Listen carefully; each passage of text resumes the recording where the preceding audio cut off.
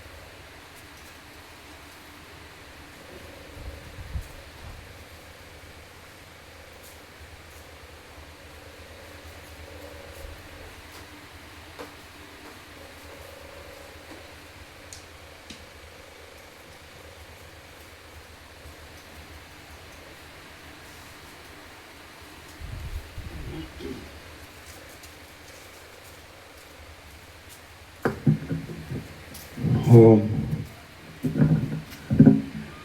ઓમ બરાબર. ઓમ ઓમ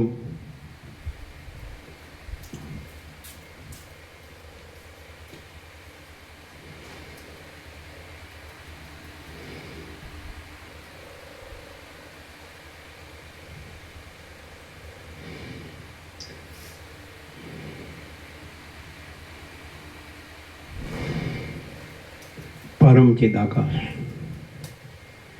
परम ज्योति, अखंड ज्योति,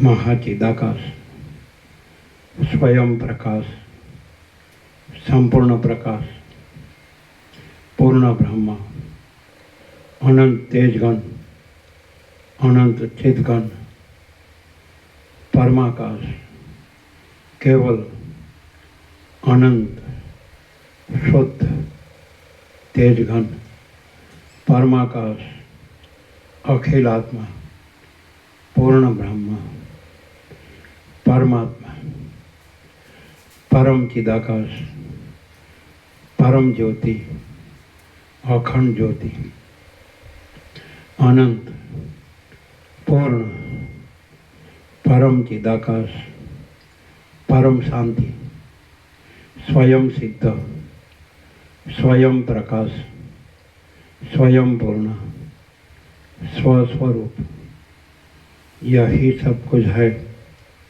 इसके सिवा कुछ नहीं है। शून्य भास, अनंत कोटि, महाकल्पों है ही नहीं।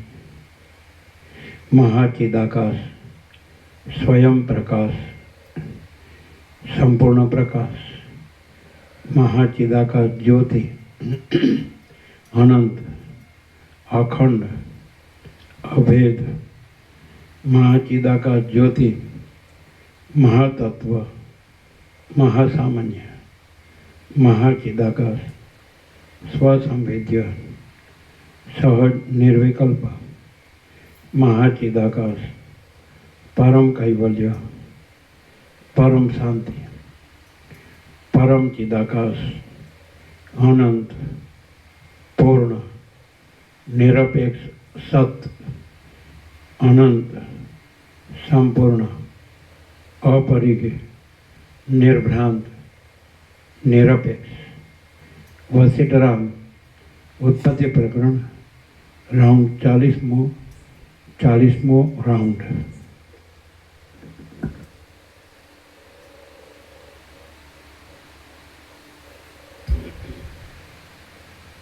आद्य परब्रह्म सदगुरु देव की जय। ओम श्री परमात्मने नमः। સદગ્રંથોમાં શિરોમણી શ્રી યોગ વાસિષ્ઠ મહારામાયણ ઉત્પત્તિ પ્રકરણ પાના નંબર 385, સર્ગ 114મો, અવિદ્યા ક્ષયનો ઉપાય વગેરે। આ 114મા સર્ગમાં અવિદ્યાના ક્ષયનો ઉપાય, આત્માનું દર્શન, શુદ્ધ આત્માનું સ્વરૂપ તથા અસંકલ્પથી વાસનાનો ક્ષય થાય છે એટલું કહેવામાં આવશે। પાના નંબર 385, ડાબી બાજુ ઉપરથી ચોથી લાઈન।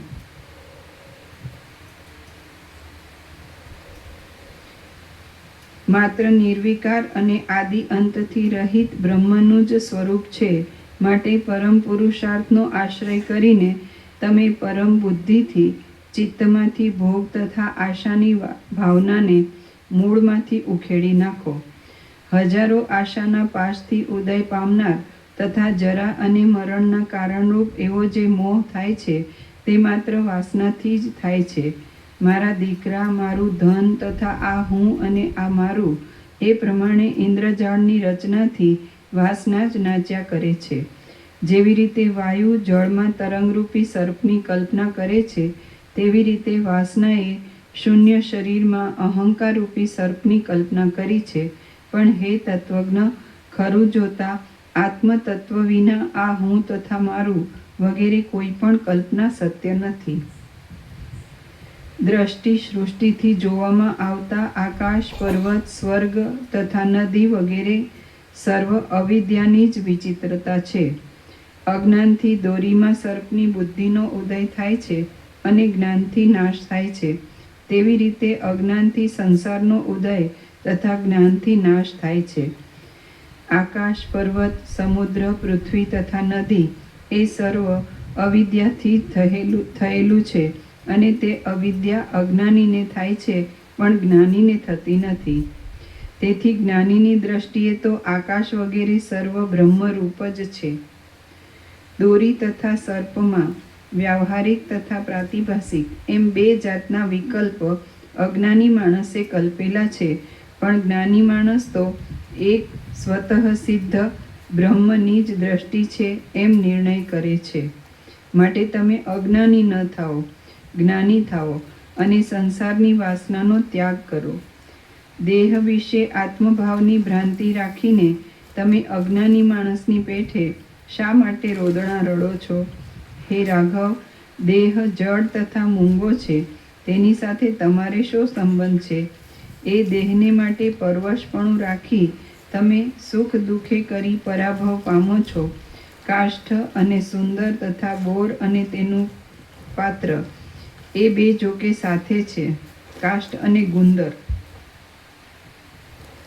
તથા બોર અને તેનું પાત્ર એ બે જોકે સાથે છે, તો પણ તે એકબીજાને સંબંધ નથી।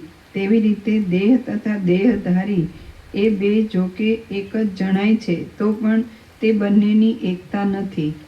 ધમણને બાળી નાખવાથી ધમણમાં રહેલા પવનનો નાશ થતો નથી, તેવી રીતે દેહનો નાશ થવાથી આત્માનો નાશ થતો નથી।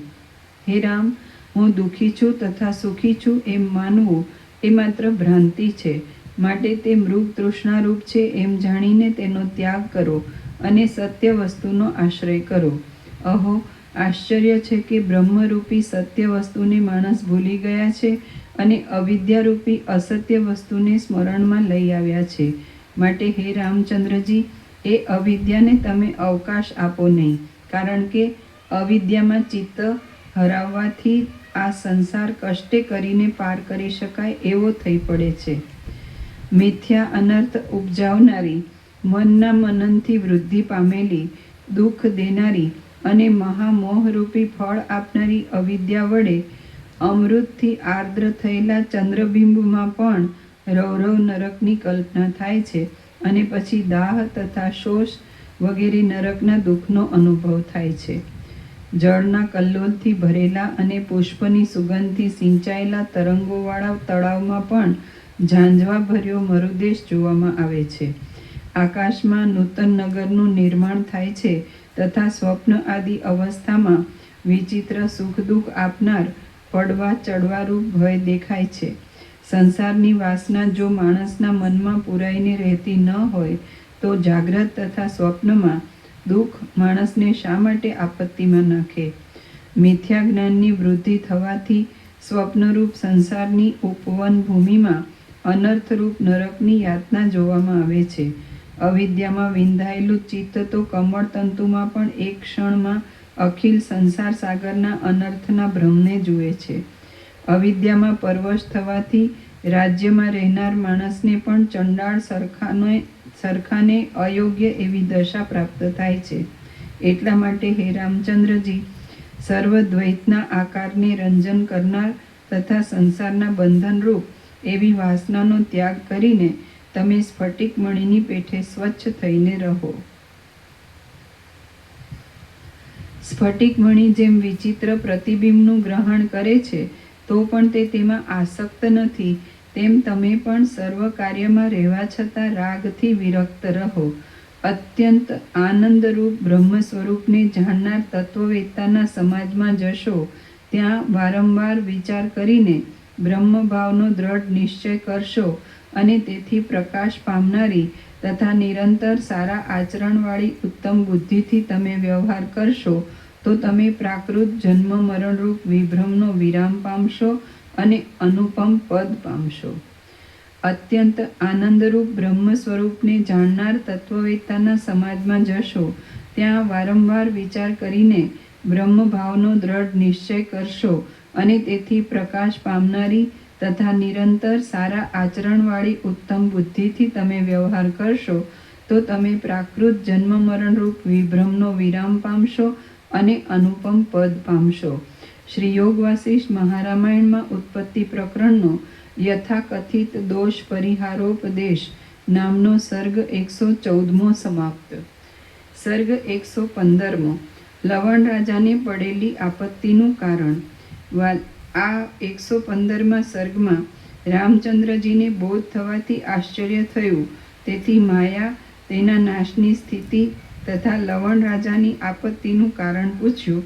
તેનો વસિષ્ઠ ઋષિએ ઉત્તર આપ્યો એટલું કહેવાશે. વાલ્મીકી બોલ્યા, મહાત્મા વસિષ્ઠ ભગવાને એ પ્રમાણે કહ્યું ત્યારે કમલનયન રામ જાણે વિકસેલા કમળની જેમ પ્રસન્ન થઈને શોભવા લાગ્યા. અંધકારનો નાશ થયા પછી સૂર્યના દર્શનથી જેવી રીતે કમળ શોભવા લાગે તેવી રીતે પ્રકાશિત અંતઃકરણવાળા તથા સમાધાનથી સંતોષ પામેલા રામચંદ્રજી સંપૂર્ણ શોભવા લાગ્યા. બોધથી થયેલા વિસ્મયને લીધે ઉત્પન્ન થયેલા મનોહર હાસ્યથી શ્વેત મુખવાળા રામચંદ્રજી દાંતના કિરણો વડે અમૃતના જેવી શુદ્ધ વાણીથી નીચે પ્રમાણે બોલ્યા. રામ બોલ્યા, અહો આશ્ચર્ય છે કે કમળમાંથી ઉત્પન્ન થયેલા તંતુ વડે પર્વતનું બંધન થાય છે. અવિદ્યાનો અત્યંત અભાવ છે, છતાં સર્વ જગત તેનાથી વશ થઈ રહ્યું છે. અવિદ્યા વડે અસત છતાં સતની પેઠે રહેલું આ સંસારનું દુઃખ પોતે તૃણ સમાન છે, છતાં પણ વજ્રના જેવું જણાય છે. ત્રિભુવનના આંગણામાં નદીના પ્રવાહની પેઠે રહેલી અને સંસારના મૂળ કારણભૂત એવી માયાનું સ્વરૂપ તમે મને બોધ થવા માટે અનુગ્રહ કરીને કહો. બીજું, લવણ રાજાને ચંડાળ અવસ્થાનું દુઃખ ભોગવવું પડ્યું તેનું શું કારણ?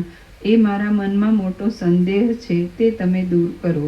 હે બ્રહ્મન, દેહ તથા દેહધારી એ બંને પરસ્પર સાથે જ રહેલા છે, તે બેમાંથી શુભ તથા અશુભ કર્મફળનો મુખ્ય ભોગતા કોણ છે? તે દુઃખદાયી ચંચળ આરંભ લવણ રાજાને તે ભારે આપત્તિ આપીને ક્યાં ગયો? વળી તે ઇન્દ્રજાળ કરનાર માણસ કોણ હતો? વસિષ્ઠ બોલ્યા, કાષ્ઠ તથા ભીંતની ઉપમા જેવો આ દેહ વાસ્તવિક રીતે છે નહીં, પણ સ્વપ્નની પેઠે ચિત્ત વડે કલ્પાયેલો છે. જીવપણાને પામેલા તથા ચિદાભાસના તાદાત્મ્યપણાને પામેલા ચિત્તને જ વાંદરાના બચ્ચા જેવા ચંચળ સંસારનો સંરંભ આડંબર જાણવો. અનેક પ્રકારના આકારથી શરીરને ધારણ કરનાર દેહધારી કર્મફળને ભોગવનારો છે, અને તેનું અહંકાર, મન તથા જીવ એવું નામ પડે છે. તે અજ્ઞાની જીવને સંસારના અનંત સુખ દુઃખ ભોગવવા પડે છે, પણ જ્ઞાનીને તે ભોગવવા પડતા નથી. તેમજ શરીરને પણ સુખ દુઃખ ભોગવવા પડતા નથી. જેણે અનેક પ્રકારની સંજ્ઞાથી કલ્પના કરેલી છે એવું અપ્રબુદ્ધ અજ્ઞાની મન વિચિત્ર વૃત્તિને અનુસરી વિચિત્ર આકૃતિપણાને પામે છે. જ્યાં સુધી મન અજ્ઞાની છે ત્યાં સુધી તે મન નિદ્રાવાળું કહેવાય છે. તેથી તે સ્વપ્નમાં સંભ્રમ જુએ છે, પણ જાગ્રત થયા પછી મન તે સંભ્રમ જોતું નથી. અજ્ઞાનરૂપી નિદ્રાથી ક્ષોભ પામેલા જીવને જ્યાં સુધી બોધ થયો નથી ત્યાં સુધી તે દુઃખથી પણ ભેદન ન થાય એવા સંસારના આરંભને જુએ છે. દિવસના પ્રકાશથી વિકાસ પામતા કમળની જેમ બોધથી જાગ્રત થયેલા મનનો સર્વ અંધકાર લય પામે છે. ચિત્ત, અવિદ્યા, મન, જીવ, વાસના તથા કર્માત્મા એવા નામથી કહેવાતો દેહધારી દુઃખનો ભોગતા છે. દેહ જડ છે, તે દુઃખ ભોગવવાને યોગ્ય નથી, પણ દેહધારી જ અવિચારથી દુઃખ ભોગવે છે. ગાઢ અજ્ઞાનથી અવિચાર થાય છે, અને અજ્ઞાન જ દુઃખનું કારણ છે. કોશેટો કરનાર કીડાની પેઠે જીવ એક અવિવેકરૂપી દોષ વડે શુભ તથા અશુભ ધર્મના વિષયપણાને પામેલો છે. અવિવેકરૂપી રોગથી બંધાયેલું તથા વિવિધ પ્રકારની વૃત્તિવાળું મન અનેક પ્રકારના આકારના વિહાર વડે ચક્રની પેઠે ભમ્યા કરે છે. આ શરીરમાં રહેલું મન ઉદય પામે છે, રાડો પાડે છે, હિંસા કરે છે, ગમન કરે છે, નાચે છે અને નિંદા કરે છે, પણ શરીર કંઈ કરતું નથી. જેવી રીતે ઘરમાં રહેલો ગૃહપતિ વિવિધ પ્રકારની ચેષ્ટા કરે છે, પણ જડ ઘર કંઈ કરતું નથી, તેવી રીતે દેહમાં રહેલો જીવ જ સંસારમાં ચેષ્ટા કરે છે, પણ જડ દેહ કંઈ કરતો નથી. સર્વ પ્રકારના સુખ દુઃખમાં તથા સર્વ પ્રકારની કલ્પનામાં મન છે તે જ કરતા છે, અને મન છે તે જ ભોગતા છે. એ પ્રમાણે માનવ માત્ર માનસ છે, મનથી થયેલું છે એમ તમે સમજો. લવણ રાજાને મનના ભ્રમથી ચંડાળપણું કેવી રીતે પ્રાપ્ત થયું તે વિશે હું તમને ઉત્તમ વૃત્તાંત કહું છું, તે તમે સાંભળો. હે રામ, મન છે તે જ શુભ તથા અશુભ કર્મફળ ભોગવનાર છે. એ વિશે તમને બોધ થાય તેવી રીતે હું તમને કહું છું, તે તમે સાંભળો.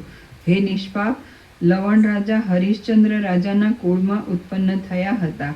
એક દિવસ એકાંતમાં બેઠા બેઠા તેમણે પોતાના મનમાં વિચાર કર્યો કે મારા દાદાએ મોટો રાજસૂય યજ્ઞ કર્યો હતો, અને હું પણ તેમના જ કુળમાં જન્મેલો છું, માટે હું પણ માનસિક યજ્ઞ કરું.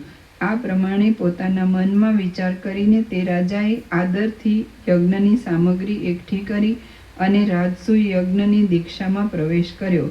ત્યાર પછી તેણે ઋત્વિજોને બોલાવ્યા, સારા સારા મુનિઓની પૂજા કરી, દેવતાઓને નિમંત્રણ કર્યા અને અગ્નિમાં હોમ કર્યો. એવી રીતે પોતાના ઉપવનમાં ઈચ્છા પ્રમાણે માનસિક યજ્ઞ કરતા અને દેવતા, ઋષિ તથા બ્રાહ્મણની પૂજા કરતા તેને 1 વર્ષ ચાલ્યું ગયું. ત્યાર પછી બ્રાહ્મણોને સર્વસ્વ દક્ષિણા આપીને રાજા સૂર્યાસ્ત સમયે પોતાના તે જ ઉપવનમાં જાગ્રત થયો, એટલે તેનો મનોરથ નિવૃત્ત થયો. આવી રીતે તે લવણ રાજાએ માનસિક રાજસૂય યજ્ઞ કર્યો, અને તેનું તેને સંપૂર્ણ ફળ મળ્યું. નીચે ટાંચ છે. રાજસૂય યજ્ઞ કરનારને 12 વર્ષ સુધી મોટું દુઃખ ભોગવવું પડે છે એમ હવે પછીના સર્ગમાં કહેવાશે. શરીરથી રાજસૂય યજ્ઞ કરે તેના કરતાં માનસિક યજ્ઞ કરનારને 5 ગણું વધારે દુઃખ તથા 5 ગણું વધારે સુખ મળે છે. તે પ્રમાણે લવણ રાજાએ માનસિક યજ્ઞ કર્યો, તેથી 5 ગણું એટલે કે 60 વર્ષ સુધી તેને ચંડાળ દશાનું દુઃખ ભોગવવું પડ્યું. આવી રીતે તે લવણ રાજાએ માનસિક રાજસૂય યજ્ઞ કર્યો અને તેનું તેને સંપૂર્ણ ફળ મળ્યું. એટલા માટે મન છે તે જ સુખ દુઃખને ભોગવનાર છે એમ તમે સમજો. માટે હે રામચંદ્રજી, તે મનને સત્ય અને પવિત્ર ઉપાયમાં જોડો. આ મનરૂપી પુરુષ જો કાળ વગેરે પરિચ્છેદથી રહિત એવા આત્માનું અવલંબન કરીને રહે છે તો સંપૂર્ણ થાય છે, પણ તે જો નાશાત્મક દેહમાં પ્રતિષ્ઠા પામીને રહે છે તો નાશ પામે છે. માટે જો મનમાં હું દેહ છું એવો નિશ્ચય હોય તો તેનો ત્યાગ કરો. કમળખંડમાં સૂર્યનો પ્રકાશ પડે છે એટલે તે કમળોનો સંકોચ, તેમનું જડપણું, કરમાઈ જવાપણું અને તેમના કોષની અંદરનો તથા બહારનો અંધકાર એ બધું નાશ પામે છે અને કમળ પ્રફુલ્લિત થાય છે. તે જ પ્રમાણે સાર તથા અસાર વિવેકવાળા ચિત્તને જ્ઞાન થાય છે, એટલે એકાંતમાં જ બ્રહ્મબુદ્ધિવાળા માણસને સંસારના દુઃખનો મૂળ સહિત નાશ થઈ જાય છે. તે જ પ્રમાણે સાર તથા અસાર વિવેકવાળા ચિત્તને જ્ઞાન થાય છે, એટલે એકાંતમાં જ બ્રહ્મ બુદ્ધિવાળા માણસને સંસારના દુઃખનો મૂળ સહિત નાશ થઈ જાય છે. શ્રી યોગ વાસિષ્ઠ મહારામાયણમાં ઉત્પત્તિ પ્રકરણનો સાધક જન્માવતાર નામનો સર્ગ 115મો સમાપ્ત. સર્ગ 116મો યોગ ભૂમિકા કહેવાનો આરંભ. આ 116મા સર્ગમાં પૂર્વના સર્ગમાં રામચંદ્રજીએ પ્રશ્ન પૂછેલો છે તેમાંથી ચોથા પ્રશ્નનું સમાધાન કર્યું તથા ઉપોદ્ઘાત સહિત વસિષ્ઠ ઋષિએ યોગ ભૂમિકા કહેવાનો આરંભ કર્યો એટલું કહેવાશે. રામ બોલ્યા, હે બ્રહ્મન, લવણ રાજાને ઇન્દ્રજાળ કરનારની માયામાં ચંડાળ દશાનું દુઃખ ભોગવવું પડ્યું. તે રાજસૂય યજ્ઞના નિમિત્તનું ફળ મળ્યું એમ તમે કહ્યું, તો તેમાં પ્રમાણ શું છે? વસિષ્ઠ બોલ્યા, જ્યારે ઇન્દ્રજાળ કરનાર માણસ લવણ રાજાની સભામાં આવ્યો ત્યારે તે સભામાં હું હાજર હતો, તેથી મેં તે પ્રત્યક્ષ જોયું છે. લવણ રાજા જાગ્રત થઈને પોતે અનુભવ કરેલી ચંડાળ દશાનું વર્ણન કરી રહ્યો, ત્યાર પછી તે ઇન્દ્રજાળ કરનાર માણસ ચાલ્યો ગયો.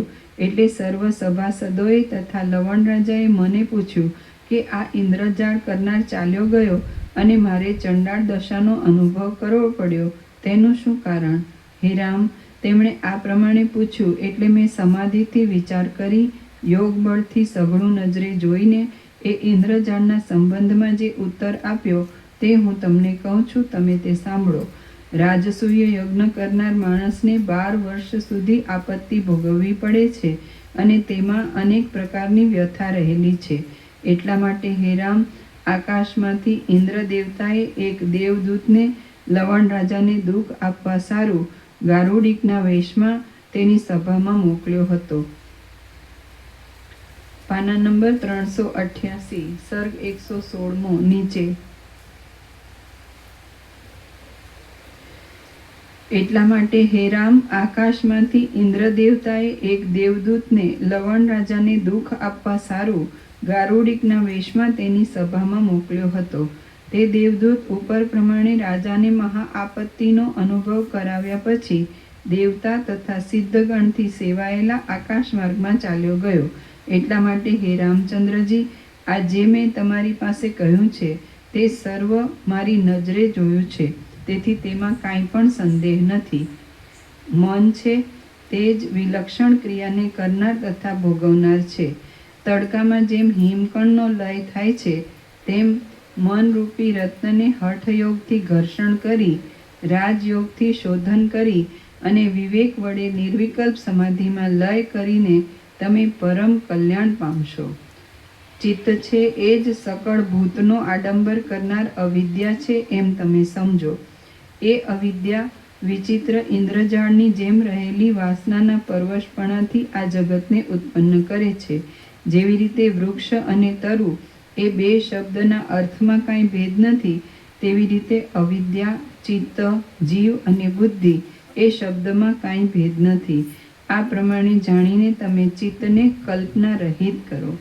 ચિત્તના નિર્મળપણારૂપી એક સૂર્યબિંબનો ઉદય થવાથી કલંક સહિત વિકલ્પથી ઉત્પન્ન થયેલા દોષરૂપી અંધકારનો નાશ થશે.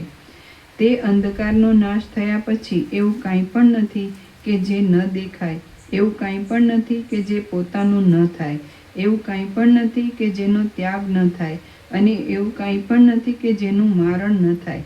કારણ કે સર્વ પોતાનું છે અને સર્વ પારકું છે. સર્વ વસ્તુ સર્વદા સર્વરૂપ થાય છે એ જ પરમાર્થ છે. જેવી રીતે માટીના કાચા પાત્રના સમૂહને પાણીમાં રાખવાથી તે એક રસરૂપ થઈ જાય છે, તેવી રીતે સર્વ દ્રશ્ય પદાર્થ તથા તેનો બોધ એ સઘળું એક બ્રહ્મરસપણાને પામી જાય છે. જેવી રીતે માટીના કાચા પાત્રના સમૂહને પાણીમાં રાખવાથી તે એક રસરૂપ થઈ જાય છે, તેવી રીતે સર્વ દ્રશ્ય પદાર્થ તથા તેનો બોધ એ સઘળું એક બ્રહ્મરસપણાને પામી જાય છે. રામ બોલ્યા, હે મહાત્મન, મનનો ક્ષય થવાથી સકળ દુઃખનો અંત થાય છે એમ આપે કહ્યું, પણ ચપળ વૃત્તિવાળા મનની અસત્તા કેવી રીતે થાય તે કહો. વશિષ્ઠ બોલ્યા, હે રઘુકુળ ચંદ્ર, મનને શાંત કરવા માટે હું તમને યુક્તિ કહું છું તે સાંભળો. તે જાણવાથી પરમાત્મામાં મનોવૃત્તિનો લય થશે. પ્રથમ મેં તમને કહ્યું છે કે સર્વ પ્રાણીની સાત્વિક, રાજસ અને તામસ એમ 3 પ્રકારની જાતિ છે. તેમાં પ્રથમ મનની કલ્પના વડે હું ચતુર્મુખ બ્રહ્મા સ્વરૂપ છું એ પ્રમાણે કલ્પના બ્રહ્માને થઈ. એ બ્રહ્મા સત્ય સંકલ્પ હોવાથી જે સંકલ્પ કરે છે તે જુએ છે. તેથી જ આ ભુવનાડંબરની કલ્પના થયેલી છે. તેમાં જન્મ, મરણ, સુખ, દુઃખ તથા મોહ વગેરેની કલ્પના થયેલી છે. એ પ્રમાણે બ્રહ્માના એક દિવસ સુધી એ સર્વ રચના રહે છે. પછી જેમ તડકામાં રહેલી હિમકણિકાનો લય થાય છે, તેમ આ ભુવનાડંબરનો શેષશાયી વિષ્ણુને વિશે લય થઈ જાય છે. ફરીથી સૃષ્ટિનો સમય થાય છે ત્યારે વિષ્ણુના નાભિકમળમાંથી ઉત્પન્ન થયેલા બ્રહ્મા પોતાના સંકલ્પથી પ્રથમના જેવી જ રચના ઉત્પન્ન કરે છે. પાછો તેનો લય થાય છે અને ત્યાર પછી પણ પોતાની મેળે જ ઉત્પત્તિ થાય છે. એ પ્રમાણે વારંવાર ઉત્પન્ન થઈ તે પોતાની મેળે શાંત થાય છે. એવી રીતે આ બ્રહ્માંડમાં તેમજ બીજા બ્રહ્માંડમાં અનંત બ્રહ્મકોટી રહેલી છે. એવી જ રચના એમને એમ થઈ ગયેલી છે તથા થશે, અને તેની ગણતરી પણ થતી નથી. ઉપર પ્રમાણે રહેલી કલ્પનામાં ઈશ્વરની પાસેથી આવેલો જીવ કેવી રીતે જીવે છે તથા મુક્ત થાય છે એ સાંભળો. પ્રથમ ઉત્પન્ન થયેલી બ્રહ્માની મન શક્તિ પાસે રહેલા આકાશની શક્તિનો આધાર લે છે. પ્રથમ ઉત્પન્ન થયેલી બ્રહ્માની મન શક્તિ પાસે રહેલા આકાશની શક્તિનો આધાર લે છે. આકાશમાં રહેલા પવનને અનુસરે છે અને કંઈક ચલનરૂપ ઘાટા સંકલ્પપણાને પામે છે. ત્યાર પછી તે શબ્દ, સ્પર્શ, રૂપ, રસ અને ગંધ એ તન્માત્રા સહિત પૃથ્વી, જળ, તેજ, વાયુ અને આકાશ એ 5 મહાભૂતપણાને પામે છે. ત્યાર પછી એ મન, બુદ્ધિ, અહંકાર અને ચિત્ત ઇત્યાદિ નામથી જીવોપાધિથી સ્થૂલ પ્રકૃતિરૂપ થાય અને આકાશ, પવન તથા તેજના રૂપના સંકલ્પથી ક્રમપૂર્વક હિમ રૂપે થાય છે. ત્યાર પછી તે શાળ વગેરે ઔષધિમાં પ્રવેશ કરીને પ્રાણીના ગર્ભપણાને પામે છે. ત્યાર પછી જન્મ થાય છે અને તે પુરુષ થાય છે. પોતાનો જન્મ થાય ત્યારથી એટલે બાલ્યાવસ્થામાંથી જ એ પુરુષે વિદ્યા ગ્રહણ કરવું અને ગુરુને અનુસરીને રહેવું. પોતાનો જન્મ થાય ત્યારથી એટલે બાલ્યાવસ્થામાંથી જ એ પુરુષે વિદ્યા ગ્રહણ કરવું અને ગુરુને અનુસરીને રહેવું. આ પ્રમાણે કરવાથી વિવેક, વૈરાગ્ય વગેરે સાધન સંપત્તિ તમારી પેઠે તે પુરુષને ક્રમપૂર્વક પ્રાપ્ત થાય છે અને તેથી સ્વચ્છ દ્રષ્ટિ પ્રાપ્ત થતાં સંસારનો અનર્થ ત્યાગ કરવા યોગ્ય છે તથા મોક્ષનો ઉપાય ગ્રહણ કરવા યોગ્ય છે એવો વિચાર તે પુરુષને ઉત્પન્ન થાય છે. એ પ્રમાણે વિવેકવાળો તથા નિર્મળ સત્વગુણ રૂપ હું ઉત્તમ બ્રાહ્મણો વગેરેની જાતિમાં છું એવા અભિમાનવાળા અધિકારી પુરુષને ક્રમપૂર્વક ચિત્તને પ્રકાશ કરનારી એવી 7 યોગ ભૂમિકા ઉત્પન્ન થાય છે. શ્રી યોગ વાસિષ્ઠ મહારામાયણમાં ઉત્પત્તિ પ્રકરણનો સાધક જન્માવતાર નામનો સર્ગ 116મો સમાપ્ત. સર્ગ 117મો 7 પ્રકારની અજ્ઞાન ભૂમિકાઓનું વર્ણન. આ 117મા સર્ગમાં જ્ઞાન ભૂમિના ભેદનો ઉપોદ્ઘાત તથા 7 પ્રકારની અજ્ઞાન ભૂમિકાનું વર્ણન કરવામાં આવશે.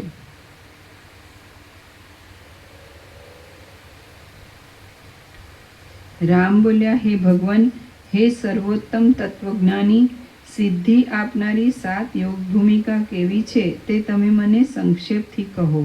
વશિષ્ઠ બોલ્યા, હે રામ, અજ્ઞાન ભૂમિકા 7 છે તેમજ જ્ઞાન ભૂમિકા પણ 7 છે અને તેના પરસ્પર વિરોધી એવા ભેદો અસંખ્ય છે. સ્વાભાવિક પ્રવૃત્તિરૂપ પ્રયત્ન તથા વિષયભોગમાં દ્રઢતારૂપ રસાવેશ એ બંને અજ્ઞાન ભૂમિકાના અસાધારણ કારણ છે. સ્વાભાવિક પ્રવૃત્તિરૂપ પ્રયત્ન તથા વિષયભોગમાં દ્રઢતારૂપ રસાવેશ એ બંને અજ્ઞાન ભૂમિકાના અસાધારણ કારણ છે અને શાસ્ત્રમાં કહેલા સાધન ચતુષ્ટ સહિત શ્રવણાદિ પ્રયત્ન તથા મુમુક્ષુઓની દ્રઢતારૂપ રસાવેશ એ જ્ઞાન ભૂમિકાનું અસાધારણ કારણ છે અને શાસ્ત્રમાં કહેલા સાધન ચતુષ્ટ સહિત શ્રવણાદિ પ્રયત્ન તથા મુમુક્ષુઓની દ્રઢતારૂપ રસાવેશ એ જ્ઞાન ભૂમિકાનું અસાધારણ કારણ છે. એ બંને અભિવૃદ્ધિ પામીને પોતાને યોગ્ય સંસાર સુખ કે બ્રહ્મ સુખ ફળને ઉપજાવે છે.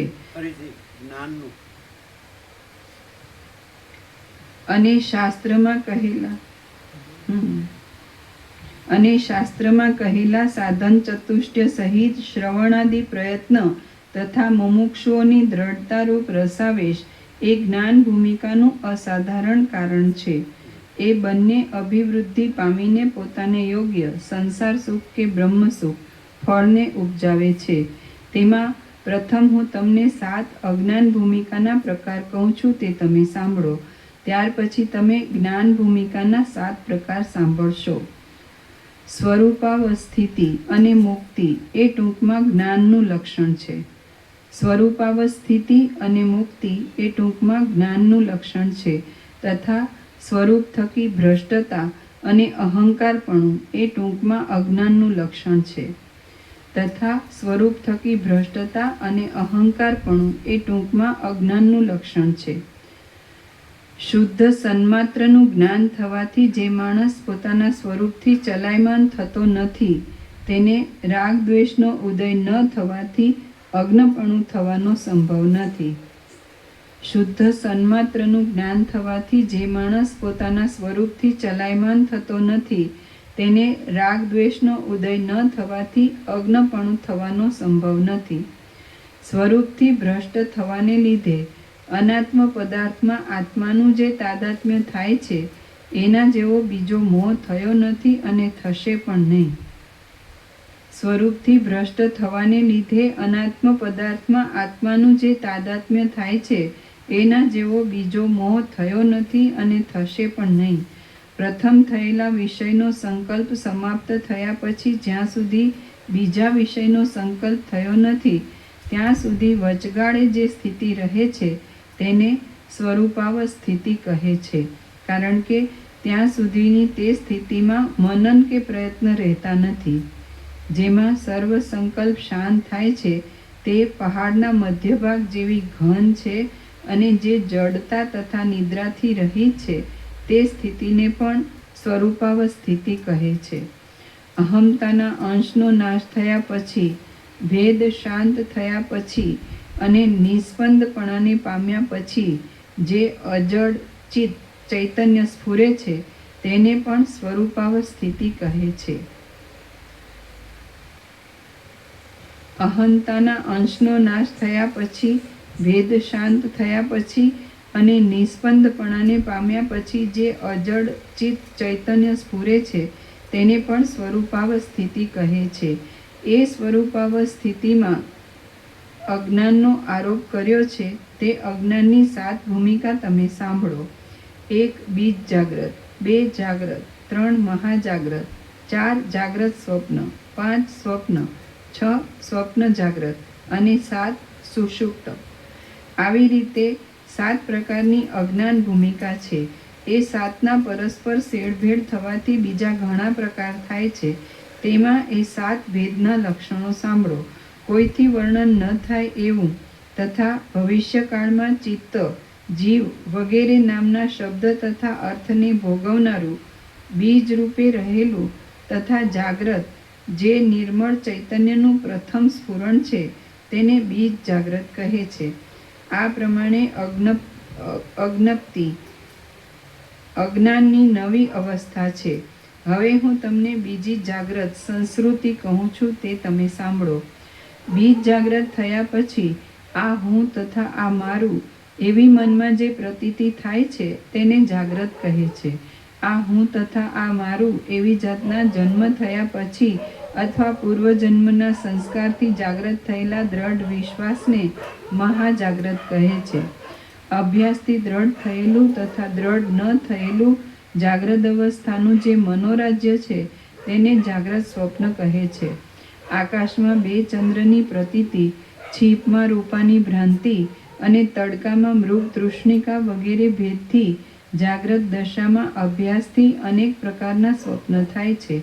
થોડીક વાર સુધી મેં આ પ્રમાણે જોયું પણ તે ખરું નથી એ પ્રમાણે નિદ્રાના કાળમાં અનુભવ કરેલા અર્થનો નિદ્રા મટ્યા પછી જે વિચાર કરવો તેને સ્વપ્ન કહે છે. અને તે સ્વપ્ન મહાજાગ્રતને વિશે સ્થૂળ શરીરના કંઠથી હૃદય સુધીની નાડીના ભાગમાં થાય છે. સ્વપ્ન ચિરકાલ સુધી જોવામાં આવતું ન હોય તો તેથી એનું શરીર બરાબર ખુલતું નથી. ક્ષત દેહમાં અથવા અક્ષત દેહમાં જ્યારે જાગ્રત દશાની પેઠે સ્વપ્નમાં દ્રઢ નિશ્ચય થાય છે ત્યારે તેને સ્વપ્ન જાગ્રત કહે છે. ઉપરની 6 અવસ્થાનો ત્યાગ થયા પછી ભાવિ દુઃખના બોજથી યુક્ત જીવની જે જડ સ્થિતિ છે તેને સુષુપ્તિ કહે છે. આવી અવસ્થામાં ઘાસ, ઢેફા તથા પથરા વગેરે સર્વ પદાર્થો પરમાણુ જેવા રહે છે. હે રામચંદ્રજી, આ પ્રમાણે મેં તમને અજ્ઞાનની 7 ભૂમિકા કહી. એમાંની દરેક ભૂમિકાને અનેક પ્રકારના વૈભવવાળી અનેક શાખા રહી છે. જો જાગ્રત સ્વપ્નની દશા ઘણીવાર સુધી રૂઢ થાય તો તે દશા જાગ્રત અવસ્થામાં મળી જાય છે. જાગ્રતપણાને પામેલી જાગ્રત સ્વપ્ન દશામાં અનેક પ્રકારના પદાર્થના ભેદ વડે મહાજાગ્રત દશાના જેવી સ્થિતિ વિકાસ પામે છે. જેવી રીતે વહાણ જળની અંદર રહેલી ઘૂમરીમાં ભમ્યા કરે છે તેવી રીતે ઉપરની મહાજાગ્રત દશામાં પણ માણસ એક જાતના મોહમાંથી બીજા મોહમાં ભમ્યા કરે છે. એ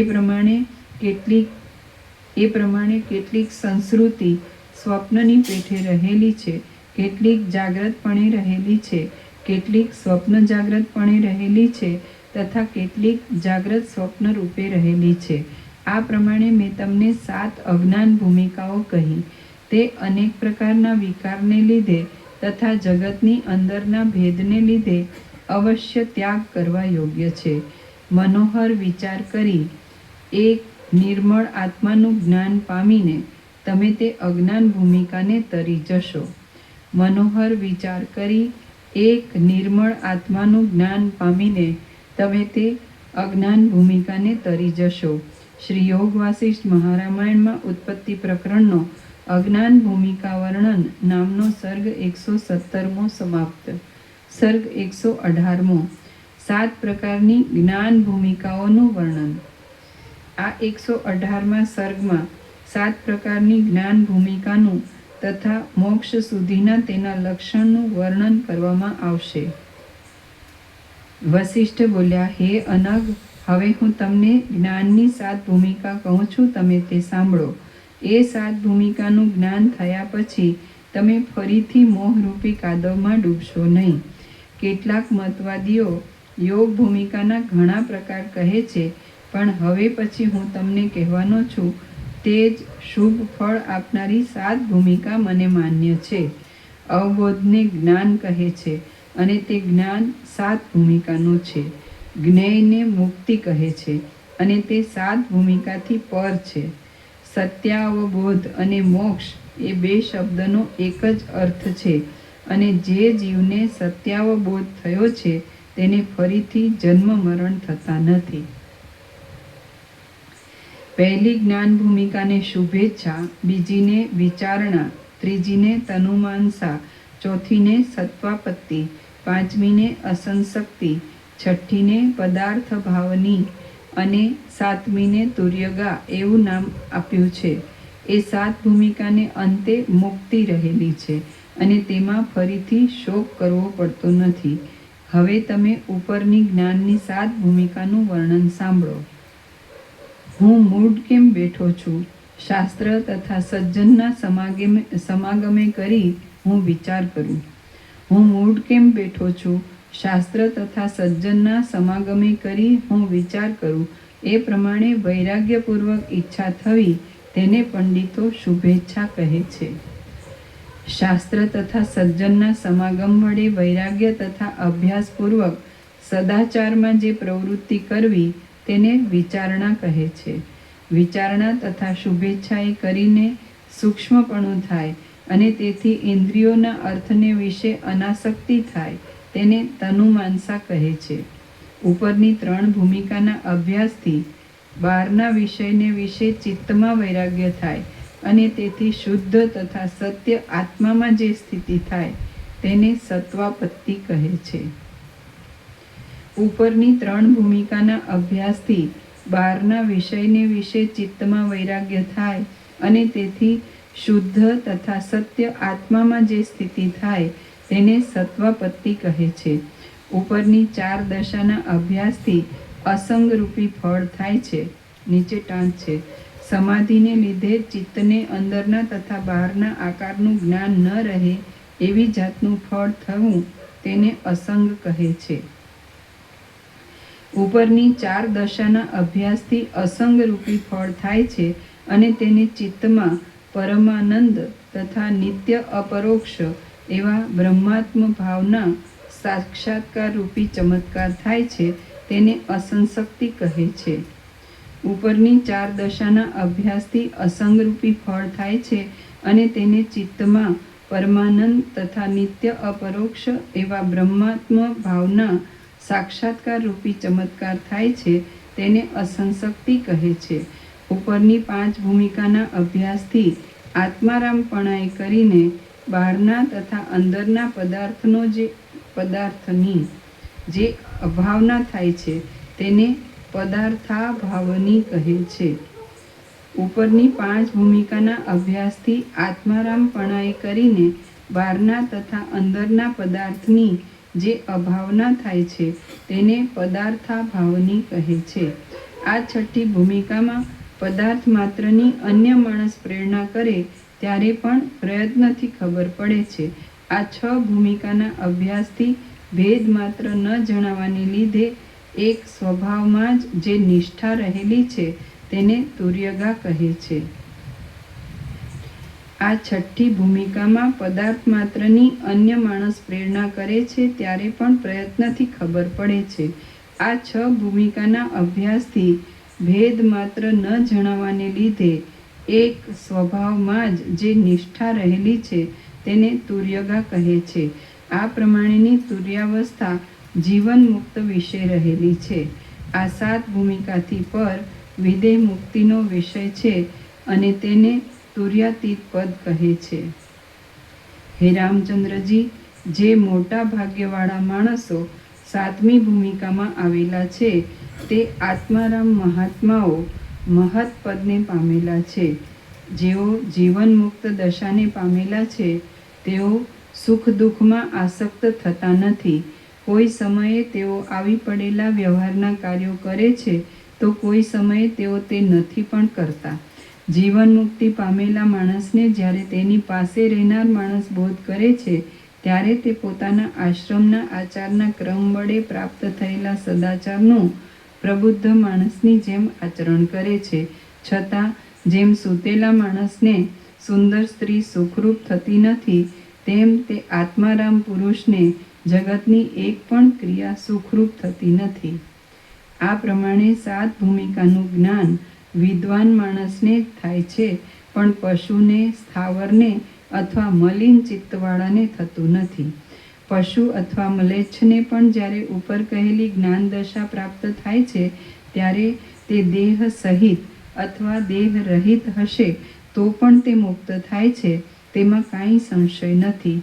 જ્ઞપ્તિ, જ્ઞાન, ગ્રંથિ, સંસારની ગાંઠને કપાવવાથી મુક્તતા થાય છે. એટલે પછી મૃગ તૃષ્ણામાં જળ બુદ્ધિ તથા છીપમાં રૂપાની બુદ્ધિ વગેરે ભ્રમની શાંતિ થાય છે. જે માણસો મોહને તરી ગયા છે તથા પવિત્ર પદને પ્રાપ્ત થયા છે, તેઓ આ જ્ઞાન ભૂમિકામાં આત્મલાભને પરાયણ રહેલા છે.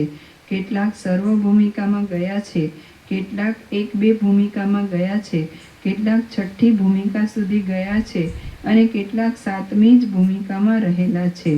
વળી કેટલાક 3જી ભૂમિકા સુધી આવેલા છે, કેટલાક છેલ્લી ભૂમિકામાં આવેલા છે, કેટલાક 4થી ભૂમિકામાં ગયેલા છે અને કેટલાક બીજી ભૂમિકામાં રહેલા છે. કેટલાક ભૂમિકાના અંશને ભોગવનાર છે, કેટલાક 3.5 ભૂમિકાને પહોંચેલા છે, કેટલાક 4.5 ભૂમિકા સુધી ગયા છે અને કેટલાક 6.5 ભૂમિકા સુધી આવેલા છે. ઇન્દ્રિયોના વિષય તથા શરીરજન્ય તાપની નિવૃત્તિ માટે વિવેકી માણસ બ્રહ્માકાર વૃત્તિ વડે લોકમાં ઉપરની 7 પ્રકારની ભૂમિકામાં ફર્યા કરે છે. જે ધીરજવાન માણસ આ આત્મલાભરૂપ સર્વથી શ્રેષ્ઠ દશામાં રહે છે, તે ચક્રવર્તી રાજા જેવો ગણાય છે. જે ધીરજવાન માણસ આ આત્મલાભરૂપ સર્વથી શ્રેષ્ઠ દશામાં રહે છે, તે ચક્રવર્તી રાજા જેવો ગણાય છે અને તે દશામાં દિગ્ગજ જેવા શત્રુઓનો પરાજય અર્થાત 7 દ્વીપનું રાજ્ય પણ તૃણ સમાન ગણાય છે. ઇન્દ્રિયોરૂપી શત્રુને જીતનાર જે માણસ ઉપર કહેલી 7 ભૂમિકામાં જય જયકાર ભેર રહે છે, તે મહાત્મા વંદન કરવા યોગ્ય છે. ઉપર કહેલી ઇન્દ્રિયોરૂપી શત્રુને જીતનાર જે માણસ ઉપર કહેલી 7 ભૂમિકામાં જય જયકાર ભેર રહે છે, તે મહાત્મા વંદન કરવા યોગ્ય છે. તે ભૂમિકામાં ચક્રવર્તીપણું તથા બ્રહ્માનું શરીર પણ તૃણરૂપ ગણાય છે. તે ભૂમિકામાં ચક્રવર્તીપણું તથા બ્રહ્માનું શરીર પણ તૃણરૂપ ગણાય છે, કારણ કે તેવા પુરુષને ચક્રવર્તી રાજ્ય તથા બ્રહ્માના શરીરથી પણ ઉત્તમ એવું વિદેહ કૈવલ્ય સુખ આ જગતમાં જ મળે છે. કારણ કે તેવા પુરુષને ચક્રવર્તી રાજ્ય તથા બ્રહ્માના શરીરથી પણ ઉત્તમ એવું વિદેહ કૈવલ્ય સુખ આ જગતમાં જ મળે છે. શ્રી યોગ વાસિષ્ઠ મહારામાયણમાં ઉત્પત્તિ પ્રકરણનો જ્ઞાન ભૂમિકોપદેશ નામનો સર્ગ 118મો સમાપ્ત. સર્ગ 119મો. સત્ય વસ્તુની દ્રઢતા માટે સુવર્ણ તથા વીંટીનું દ્રષ્ટાંત. આ 119મા સર્ગમાં માયિક રૂપનું ખંડન કરી આગલા સર્ગમાં કહેલી ભૂમિકામાં એક સત્ય વસ્તુનું દર્શન કરવાની કેટલીક યુક્તિ કહેવામાં આવશે. વસિષ્ઠ બોલ્યા, હે રામ, જેવી રીતે સુવર્ણ 3 કાળમાં સુવર્ણ જ છે, તે છતાં વીંટીનું ભાન થવાથી તે સુવર્ણ પોતાનું મૂળ સ્વરૂપ ભૂલી જઈને હું સુવર્ણ નથી એવો ખેદ કરે છે, તેવી રીતે આત્મા અહમતાને લીધે પોતાનું મૂળ સ્વરૂપ ભૂલી જઈને ખેદ કરે છે. રામ બોલ્યા, હે મુનિ, સુવર્ણને વીંટીના જ્ઞાનનો તથા આત્માને અહમતાનો કેવી રીતે ઉદય થયો તે મને યથાર્થ રીતે કહો. વસિષ્ઠ બોલ્યા, સત્પુરુષે સાચી વસ્તુના ઉદય તથા નાશ વિશે પ્રશ્નો પૂછવા ઘટે છે, પણ તેણે ખોટી વસ્તુના ઉદય તથા નાશ વિશે પૂછવું ઘટે નહીં. અહમતા તથા વીંટીપણું એ બંને વસ્તુ જ ખોટી છે. કારણ કે કોઈ માણસને સુવર્ણની ખરીદી કરવી હોય ત્યારે તે સુવર્ણના દલાલને કહે કે મારે સુવર્ણ લેવું છે. હવે તે દલાલ તમે સુવર્ણને માટે આ વીંટી રાખો એમ કહીને સુવર્ણના બદલે વીંટી આપે છે, ત્યારે વીંટી એ પણ સુવર્ણ જ છે, એમાં કાંઈ પણ સંશય નથી. રામ બોલ્યા, હે પ્રભુ, તમારા કહેવા પ્રમાણે સુવર્ણ જો સર્વ વ્યવહારમાં આવતું હોય તો સુવર્ણથી ભિન્ન વીંટી વગેરેનું રૂપ કેવું છે તે તમે મને કહો, એટલે આ અર્થના નિશ્ચયથી હું બ્રહ્મનું સ્વરૂપ જાણીશ. વશિષ્ઠ બોલ્યા, હે રામચંદ્રજી, જે વસ્તુ ખોટી છે તેનું રૂપ નથી, માટે રૂપ રહિત વસ્તુના રૂપનું જો નિરૂપણ થતું હોય તો વાંજણીના દીકરાનો આકાર તથા ગુણ તમે કહો. વીંટીપણું એ માત્ર ખોટી ભ્રાંતિ છે, એ અસત રૂપવાળી માયા છે અને અવિચારથી દેખાય છે તથા સારી રીતે વિચાર કરવાથી જોવામાં આવતી નથી. એ પ્રસિદ્ધ માયાનું સ્વરૂપ છે. મૃગ તૃષ્ણાના જળમાં, આકાશના 2 ચંદ્રની ભ્રાંતિમાં તથા અહમતામાં અવિચારથી માયાનું રૂપ દેખાય છે તથા સારી રીતે વિચાર કરવાથી નથી દેખાતું. છીપમાં રૂપાનો આકાર જોવામાં આવે છે, પણ તે છીપમાંથી એક અણુ જેટલું અથવા એક કણ જેટલું રૂપું પણ એક ક્ષણ પણ મળતું નથી. એ પ્રમાણે અવિચારથી છીપમાં રૂપાપણું તથા ઝાંઝવાના જળમાં જળપણું અસત છતાં સત હોય એવું જણાય છે. જે વસ્તુ મૂળમાં જ નથી તેનું નાસ્તિકપણું, એ વસ્તુ નથી એવો નિશ્ચય. જે વસ્તુ મૂળમાં જ નથી તેનું નાસ્તિકપણું વિચાર કરવાથી પ્રકાશ પામે છે તથા અવિચારથી મૃગ તૃષ્ણામાં જળની બુદ્ધિની પેઠે સ્ફુરે છે, એટલે તે ભ્રાંતિ મળતી નથી. ભૂતની ભ્રાંતિનો ગભરાટ બાળકને મરણરૂપ થઈ પડે છે, તેવી રીતે અસત વસ્તુ પણ કોઈ સમયે સત્કાર્ય કરવા સમર્થ થાય છે. રેતીમાં જેવી રીતે તેલ નથી તેવી રીતે સુવર્ણમાં સુવર્ણ વિના વીંટી તથા કડાપણું કાંઈ પણ નથી. સાચી વસ્તુથી જ વ્યવહાર થાય અને મિથ્યા વસ્તુથી ન થાય એવો કાંઈ નિયમ કર્યો નથી, કારણ કે કોઈ સમયે મિથ્યા યક્ષથી બાળકને થતા વિકારની જેમ મિથ્યા વસ્તુ પણ સાચું કામ કરે છે.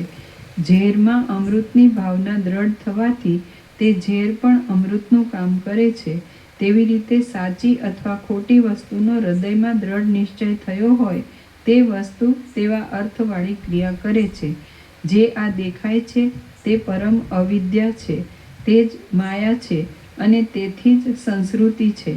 તેથી જ અસત તથા પ્રતિષ્ઠા રહિત આ પદાર્થમાં અહમતાપણાની ભાવના થાય છે.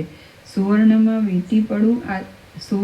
વીંટીપણું આદિ ભાવ નથી તથા આત્મામાં અહમતાપણું નથી. એવી રીતે સ્વચ્છ તથા શાંત પરમાત્મામાં અહમતાનો અભાવ છે.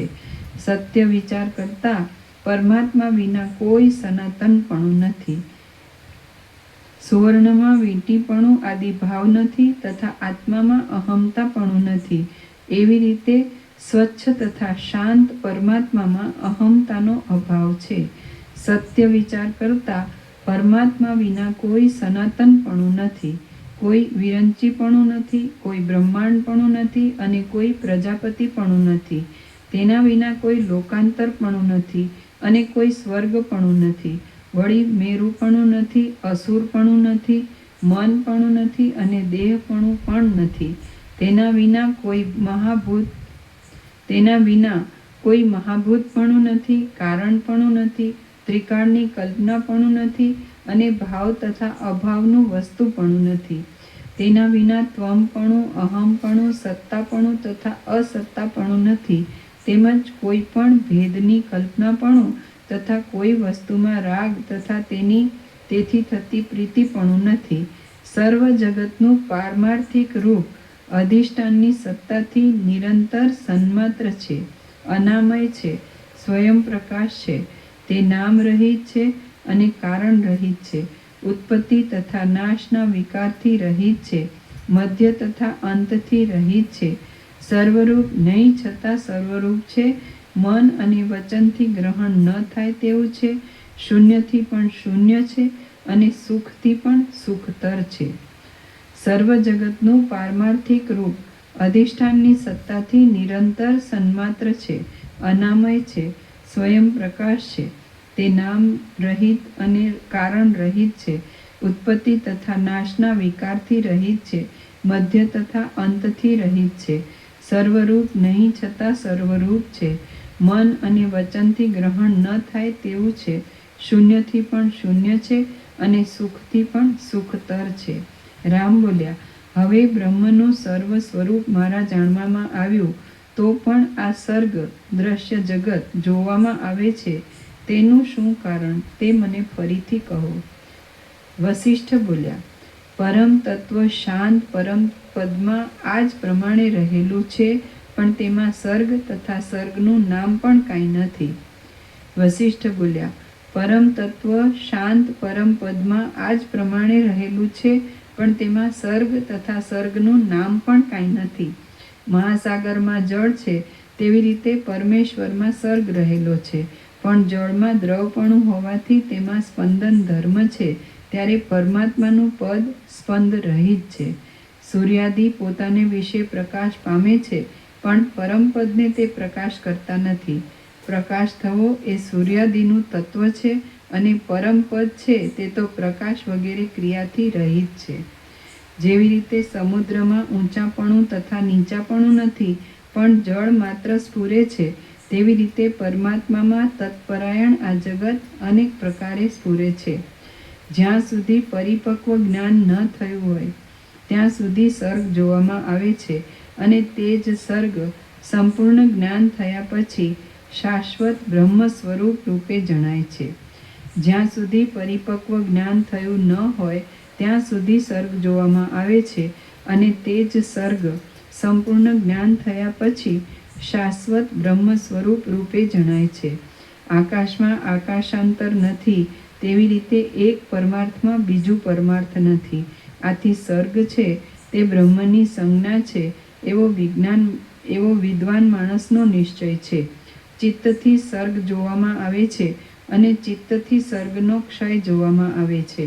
જેમ કડા વગેરેનો ભ્રમ સુવર્ણમાં શાંત થાય છે, તેવી રીતે સર્ગનો ભ્રમ પરમાત્માના પરમ શાંત પદમાં નાશ પામે છે. જેમ કડા વગેરેનો ભ્રમ સુવર્ણમાં શાંત થાય છે, તેવી રીતે સર્ગનો ભ્રમ પરમાત્માના પરમ શાંત પદમાં નાશ પામે છે. ચિત્તની શાંતિ થવાથી સર્ગ જો સત્ય હોય તો પણ અસત્ય જણાય છે, તથા ચિત્તનો ઉદય થવાથી અસત વસ્તુમાં સાચી સત્તા મળે છે. અહમતાથી યુક્ત ચિત્તના સંવેદન વડે સર્ગના સંભ્રમને લીધે ભ્રમણ થાય છે, તથા અસંવેદનથી પરમ શાંત પદ જણાય છે, પણ તે જડપણું નથી એમ તમે સમજો. કારીગરની દ્રષ્ટિએ પુરુષની ચાતુરી તથા ચાતુરીના કર્મની ક્રિયાવાળી માટીની સેના એ માટી રૂપ જ છે, તેવી રીતે જ્ઞાનની દ્રષ્ટિએ અનેક પ્રકારે જણાતો આ સર્ગ શિવ રૂપ જ છે. એ પ્રમાણે ઉત્પત્તિ તથા નાશથી રહિત તથા મધ્યમાં દોષથી રહિત આ જગત પરબ્રહ્મ રૂપ જ છે, અને પૂર્ણ સ્વરૂપમાં પૂર્ણ રૂપે રહેલું છે. જે આ સર્ગ જણાય છે તે બ્રહ્મરૂપ જ અને બ્રહ્મને વિશે રહેલો છે. જેમ આકાશ આકાશમાં વિશ્રાંતિ પામે છે, તેમ શાંત અને શિવરૂપ પરમપદમાં શાંત શિવરૂપ આ જગત વિશ્રાંતિ પામ્યું છે. 9 યોજનના વિસ્તારવાળા નગરનું અરીસામાં પ્રતિબિંબ પડે તેમાં દૂર તથા અદૂરપણું કાંઈ નથી, તેવી રીતે પરમાત્મામાં દૂર તથા સમીપપણાનો ક્રમ નથી. અસતરૂપે તથા સતરૂપે પણ આ વિશ્વ અભ્યુદય પામેલું છે. અભેદ રૂપે જોવાથી આ વિશ્વ સતરૂપ તથા ભેદ રૂપે જોવાથી અસતરૂપ જણાય છે. આ સર્ગ અરીસામાં પ્રતિબિંબિત નગર જેવો છે, મૃગતૃષ્ણાના જળ જેવો છે, અને 2 ચંદ્રના ભ્રમ જેવો છે. તેમાં સત્યતા ક્યાંથી? ઇન્દ્રજાળ કરનાર માણસ માયાનું ચૂર્ણ નાખે, તેથી જેમ આકાશમાં માયિક નગરની ભ્રાંતિ થાય છે, તેમ સાર તથા અસારરૂપ આ જગત ચિત્તમાં પ્રકાશ પામે છે. જ્યાં સુધી સદ્વિચારરૂપી અગ્નિથી અવિદ્યારૂપી લતાનો જૂની લતાની પેઠે બળાત્કારે મૂળમાંથી નાશ કર્યો નથી, ત્યાં સુધી તે અવિદ્યા ઘણીક શાખાના વિસ્તારથી ગહન તથા અનેક પ્રકારના સુખ દુઃખ રૂપ એવા વનને ઉત્પન્ન કરે છે. શ્રી યોગ વાસિષ્ઠ મહારામાયણમાં ઉત્પત્તિ પ્રકરણનો હેમોરમી ઉપદેશ નામનો સર્ગ 119મો સમાપ્ત. સર્ગ 120મો. લવણ રાજાના સંબંધમાં ચંડાલીનો વિલાપ. આ 120મા સર્ગમાં લવણ રાજાએ ફરીથી વિંધ્ય પર્વતમાં જઈ પ્રથમ જોયેલું ચંડાળનું સ્થાનક જોયું તથા ચંડાળની સ્ત્રી કે જે પોતાની સાસુ હતી તેની સાથે તેણે સંવાદ કર્યો એટલું કહેવામાં આવશે. વસિષ્ઠ બોલ્યા, હે રામચંદ્રજી, જેનું સ્વરૂપ મેં તમને સુવર્ણની વીંટીની પેઠે મિથ્યા કહ્યું છે તે અવિદ્યાનું નાશાત્મક મહત્વ કેવું પ્રબળ છે તે તમે સાંભળો. પ્રથમ વર્ણન કરેલા લવણ રાજાને ઇન્દ્રજાળ કરનાર માણસે ચંડાળપણાનો ભ્રમ દેખાડ્યો. એ બધું નજરે જોયા પછી બીજે દિવસે તે રાજાએ પોતે નજરે જોયેલી પૃથ્વીમાં જવાની પ્રવૃત્તિ કરી અને વિચાર કર્યો કે જે અરણ્યમાં મેં દુઃખનો અનુભવ કર્યો છે તે અરણ્ય ચિત્તરૂપી અરીસામાં આલેખાયેલું હોય તેમ મને સ્મરણમાં છે. માટે કદાચ વિંધ્ય પર્વતમાં જવાથી તે અરણ્ય મને પ્રાપ્ત થાય. એ પ્રમાણે મનમાં નિશ્ચય કરીને તેણે પોતાના કારભારી સહિત દક્ષિણ દિશાના માર્ગે પ્રયાણ કર્યું. ફરીથી દિગ્વિજય કરવા નીકળેલો હોય તેમ તે વિંધ્ય પર્વતમાં આવ્યો. પછી જેમ સૂર્યદેવ કૌતુકથી સમગ્ર આકાશમાં ફરે તેમ તેણે પૂર્વ, દક્ષિણ તથા પશ્ચિમ સમુદ્રના કાંઠાના ભાગો પ્રત્યે ફરવા માંડ્યું. ત્યાર પછી એક પ્રદેશમાં તેણે જાણે સામે આવેલી ચિતા હોય તેમ પરલોકની પૃથ્વી જેવું એક મહાન અરણ્ય પોતાની પાસે જોયું. ત્યાં ફરતા ફરતા તેણે પ્રથમ અનુભવ કરેલા સર્વ વૃત્તાંતનો લોકોને પ્રશ્ન પૂછ્યો. તેની હકીકત જાણી અને તેથી તે વિસ્મય પામી ગયો. ત્યાં રહેનારા પારધી તથા ચંડાળને તેણે ઓળખ્યા અને વિસ્મય પામીને તેણે આકુળ બુદ્ધિથી કુતૂહલપણે ફરીથી ફરવા માંડ્યો. પછી તે એક મહાટવીમાં આવ્યો. ત્યાં ધુમાડાવાળા એક ભાગમાં જે ગામમાં પોતે ચંડાળ બન્યો હતો તે ગામ તેણે નજરે જોયું. તે ગામમાં પ્રથમ જોયેલા સર્વ માણસો, સ્ત્રીઓ, નાની ઝૂંપડીઓ, લોકોના અનેક પ્રકારના વિશ્રાંતિના સ્થાનકો, પૃથ્વીના ભાગો, વૃક્ષો, દુષ્કાળમાં દુર્દશા પામેલા પોતાના ચાકરો, તે સ્થળે રહેનાર પારધી તથા બંધુ વિનાના કેટલાક બાળકો, એ બધું તેણે નજરે દીઠું. ત્યાં ચંડાળ દશાની પોતાની સાસુ હતી. તે બીજી વૃદ્ધ સ્ત્રીઓ કરતાં પણ વધારે વૃદ્ધ હતી અને તેની આંખમાંથી ઉજ્જવળ આંસુની ધારા ચાલી જતી હતી. તેના સ્તન સુકાઈ ગયા હતા અને તેનું અંગ દુર્બળ થઈ ગયું હતું. દુઃખ પામતા પોતાના બંધુના દુઃખને લીધે દુઃખ પામતી તથા આંખમાંથી આંસુ ખેરવતી બીજી વૃદ્ધ સ્ત્રીઓની વચ્ચે તે બેઠી હતી. એ અનાવૃષ્ટિરૂપી ઉગ્ર વજ્રથી બળી ગયેલા દેશમાં અકસ્માત દુષ્કાળને લીધે વીંખાઈ ગયેલા પોતાના બંધુના અસંખ્ય દુઃખનું વર્ણન કરતી હતી. ત્યાં તેણે આર્ત સ્વરથી આ પ્રમાણે વિલાપ કરવા માંડ્યો. જેના શરીરની પાસે પુત્રો બેઠેલા છે તથા 3 દિવસ સુધી ભોજન ન મળવાથી જેનું અંગ જર્જરિત થયેલું છે, એવી હે મારી પુત્રી, મ્યાનમાં તલવાર પ્રવેશ કરે તેવી રીતે તારા દેહમાં રાજાએ પ્રવેશ કર્યા પછી તે તારા પ્રાણનો કયે સ્થળે ત્યાગ કર્યો. ચણોઠીની માળા પહેરનાર તારો પતિ મેઘ સમાન ઊંચા તાડના ઝાડ પર ચડ્યો હતો. તેણે તેના હાથમાં ફળ લીધા હતા અને ઉતરતા મુશ્કેલી પડવાને લીધે તે ફળ દાંતમાં પકડીને ઉતરતો હતો. તે સમયે હનુમાનનું પણ હાસ્ય કરે તેવું તેનું સાહસ હતું. તે મને સાંભળે છે. કદંબ, જંબીર, લવંગ તથા ગુંજા, ચણોઠી એના ઝાડમાં ફરનાર જરખ નામના જનાવરને પણ ભયંકર લાગે એવા અને પુત્રથી પણ અધિક પ્રિય જમાઈના આગમનને હવે ફરીથી હું ક્યારે જોઈશ? એ મારો જમાઈ જ્યારે પોતાના મુખમાં માંસ ગ્રહણ કરીને તેનું ચરવણ કરતો હતો તે વખતે દાઢી મૂછને લીધે તમાલના જેવા શ્યામ મુખ ભાગ ઉપર જે શોભા થતી હતી તે શોભા કામદેવના મુખ ઉપર પણ થતી નથી. પુષ્પના ગુચ્છ સહિત રહેલી તમાલની વેલને વાયુ જેમ વનમાં હરી જાય તેમ યમુના નદીના વર્ણ જેવી કાળી મારી પુત્રીનું તેના પતિ સહિત યમ રાજા હરણ કરી ગયા. ચણોઠીની માળાને ધારણ કરનારી, ઊંચા શરીરના ભાગમાં સુંદર સ્તનવાળી, વાયુથી શોભતા કાજળના જેવા ચપળ વર્ણવાળી પાંદડા રૂપી વસ્ત્રની ધારણ કરનારી તથા બોર અને જાંબુના જેવા દાંતવાળી હે મારી પુત્રી,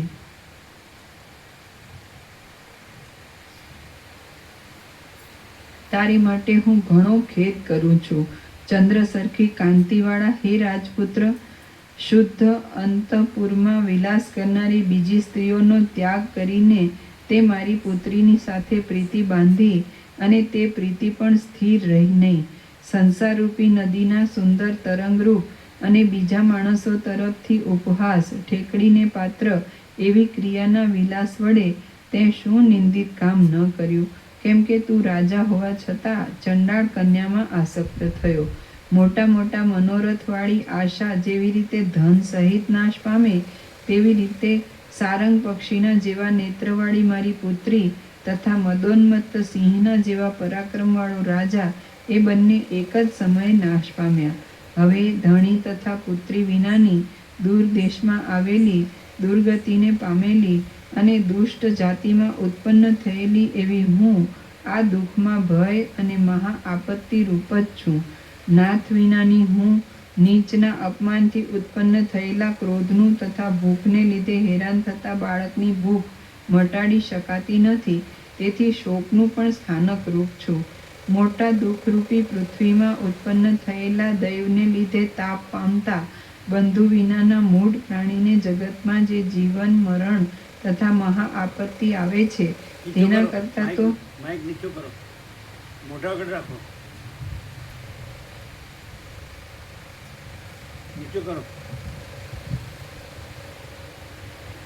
મોટા દુઃખરૂપી પૃથ્વીમાં ઉત્પન્ન થયેલા દૈવને લીધે તાપ પામતા બંધુ વિનાના મૂઢ પ્રાણીને જગતમાં જે જીવન મરણ તથા મહા આપત્તિ આવે છે તેના કરતાં તો પથ્થર જેવી હું નિર્જીવ વસ્તુનું જીવન વધારે ઉત્તમ છે. વર્ષા ઋતુમાં પર્વત ઉપર હજારો શાખાથી સેંકડો ખડ ઉગી નીકળે છે, તેવી રીતે સંબંધ વિનાના તથા કુરુ દેશમાં રહેનાર માણસને માથે હજારો દુઃખ આવી પડે છે. આ પ્રમાણે તે વૃદ્ધ ચંડાળની વિલાપ કરી રહી હતી ત્યારે રાજાએ તેને તેની સખી દ્વારા ધીરજ આપી અને કહ્યું કે આ સ્થળે શું થયું હતું? તારી પુત્રી કોણ હતી તથા તારો જમાઈ કોણ હતો? એટલે આંસુ ભરી આંખવાળી તે સ્ત્રીએ ઉત્તર આપ્યો કે પુષ્પસઘોષ એવું આ ગામનું નામ છે. આ ગામમાં ચંડાળ જાતિનો મારો પતિ હતો. તેને ચંદ્ર સમાન એક પુત્રી હતી. વનમાં રહેનારી કોઈ ગરીબ ગધેડીને જેમ ખુલ્લા મોઢાવાળો મધનો ઘડો પ્રાપ્ત થાય તેમ મારી તે પુત્રીને દૈવયોગથી આ સ્થળે આવેલો ચંદ્ર સમાન કાંતિવાળો એક રાજા પતિ રૂપે પ્રાપ્ત થયો હતો. તે રાજાની સાથે ઘણા દિવસ સુખ ભોગવ્યા પછી તેણે કેટલાક પુત્રો અને પુત્રીને જન્મ આપ્યો.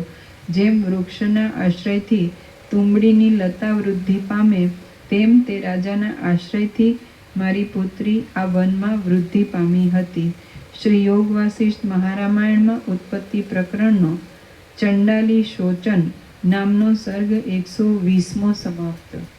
સર્ગ 121મો લવણ રાજાનું સમાધાન. આ 121મા સર્ગમાં લવણ રાજા ચંડાળની સ્ત્રીના વચન સાંભળી વિસ્મય પામીને પોતાને ઘેર આવ્યા તથા વસિષ્ઠ ઋષિને તેનો નિર્ણય પૂછ્યો. તેથી લવણ રાજા તથા રામચંદ્રજીના મનનું વસિષ્ઠ ઋષિએ સમાધાન કર્યું એટલી કથા કહેવાશે. ચંડાળની બોલી, હે રાજન, એ પ્રમાણે કેટલોક કાળ વીત્યા પછી આ ગામમાં અનાવૃષ્ટિને લીધે માણસોનો નાશ કરનાર એવો ભયંકર દુષ્કાળ પડ્યો. એ દુઃખને લીધે ગામના સર્વ માણસો અહીંથી નીકળી દૂર દેશમાં ગયા અને ત્યાં મરણ પામ્યા. એ પ્રમાણે બંધુના મરણથી તથા દુષ્કાળથી દુઃખ ભોગવનારા અમે શૂન્ય થયા છીએ અને આંખમાંથી ચાલી જતી અશ્રુની ધારા વડે શોક કરીએ છીએ. વસિષ્ઠ બોલ્યા, આ પ્રમાણે તે ચંડાળીના વચન સાંભળીને રાજા વિસ્મય પામ્યો અને મંત્રીના મુખ સામે જોઈ રહ્યો ત્યારે ચિત્રમાં આલેખેલો હોય તેમ તે સ્તબ્ધ બની ગયો. ફરીથી એ આશ્ચર્યકારક ઘટના માટે તે વિચાર કરવા લાગ્યો, વારંવાર પૂછવા લાગ્યો અને તેથી આશ્ચર્ય પામવા લાગ્યો. ત્યાર પછી તે રાજાએ દયામાં મગ્ન થઈને તે ચંડાળના સ્થાનકમાં રહેનાર પોતાના સંબંધીઓ તરફ દ્રષ્ટિ કરી તેમનું સન્માન કર્યું, તેમજ તેમના દુઃખનો નાશ કર્યો. એવી રીતે તે સ્થળે કેટલોક સમય રહ્યા પછી તે લવણ રાજા નિયતિ એટલે દૈવની ગતિનો વિચાર કરીને પાછો પોતાના રાજ્યમાં આવ્યો અને નગરના લોકોના વંદન ઝીલતો રાજમહેલમાં ગયો.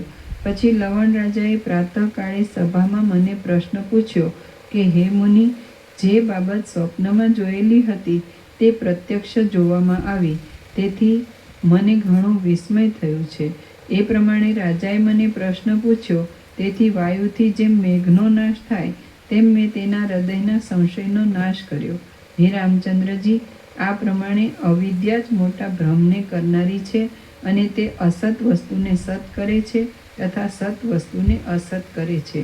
રામ બોલ્યા, હે બ્રહ્મન, એ પ્રમાણે સ્વપ્નમાં જોયેલી બાબત સાચી હોય તેવી રીતે જોવામાં આવી તેનું શું કારણ તે કહો, કારણ કે આ સંશય મારા મનમાંથી મટતો નથી.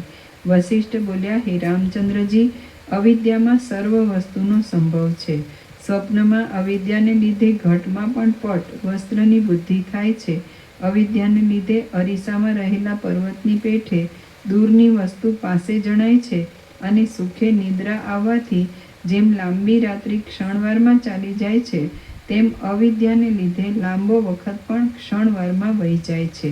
સ્વપ્નમાં પોતાનું મરણ થાય છે તેવી રીતે અવિદ્યાને લીધે અસંભવ વસ્તુ પણ સંભવિત થાય છે. સ્વપ્નમાં થતા આકાશ ગમનની જેમ અસત્ય બાબત પણ અવિદ્યાને લીધે સત્ય લાગે છે. માણસ ફૂદડી ફરે છે તે વખતે આખી પૃથ્વી ફરતી હોય એમ દેખાય છે. તેવી રીતે અવિદ્યાને લીધે સ્થિર વસ્તુ પણ અસ્થિર જણાય છે. વળી મદથી ચિત્તમાં ક્ષોભ પામેલા માણસને દ્રશ્ય પદાર્થ ચલાયમાન જણાય છે. તેવી રીતે અવિદ્યાને લીધે અચળ વસ્તુ ચલાયમાન દેખાય છે. વાસનાવાળું ચિત્ત જેવી જેવી ભાવના કરે છે તેવો તેને અનુભવ થાય છે. વળી તે અનુભવ સાચો પણ નથી તેમ ખોટો પણ નથી. જ્યારે મિથ્યા અહંતારૂપ અવિદ્યાનો ઉદય થાય છે ત્યારે આદિ અંત તથા મધ્યથી રહિત બ્રહ્મનું અનંત ભ્રમપણું પણ અનંત છે. પ્રતિભાસના પરવશપણાથી સર્વ અવળાપણું જણાય છે. તેથી એક ક્ષણ કલ્પરૂપ તથા એક કલ્પ ક્ષણરૂપ થઈ પડે છે. બુદ્ધિ અવળી થવાથી જંતુ પોતાના આત્માને ઘેટારૂપ જુએ છે અને વાસનાને લીધે કોઈ સમયે ઘેટો પણ પોતે સિંહપણું ધારણ કરે છે.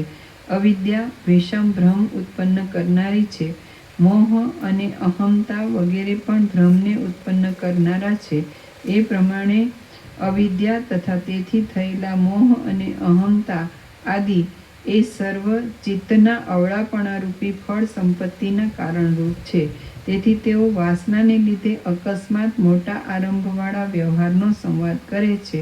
ચંડાળના સ્થાનકમાં કોઈ ચંડાળ કન્યાનો કોઈ ચંડાળની સાથે વિવાહ થયો અને તે સત હોય અથવા અસત હોય તો પણ લવણ રાજાના મનમાં તે સાચો પ્રતીત થયો.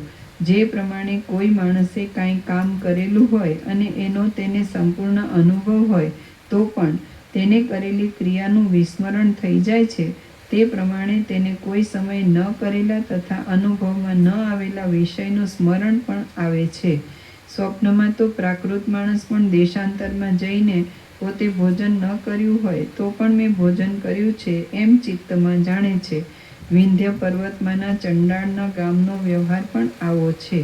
જેમ સ્વપ્નમાં પ્રાચીન કથા જોવામાં આવે તેમ લવણ રાજાને પ્રતિભાસથી એ વૃત્તાંત અનુભવમાં આવ્યો છે.